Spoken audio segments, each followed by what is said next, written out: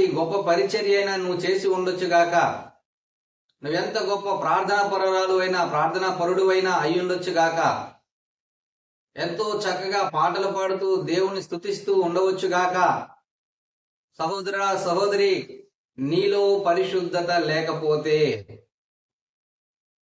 ఆయనను మనము చూడలేము, ఆయనను మనం చూడలేము, ఆయనను మనం చేరలేము.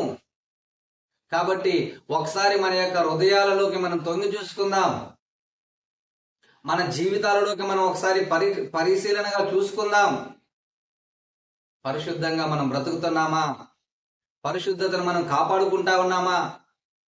ఈ రోజుల్లో పరిశుద్ధతకు ఎక్కడా కూడా తావు ఉండట్లేదు.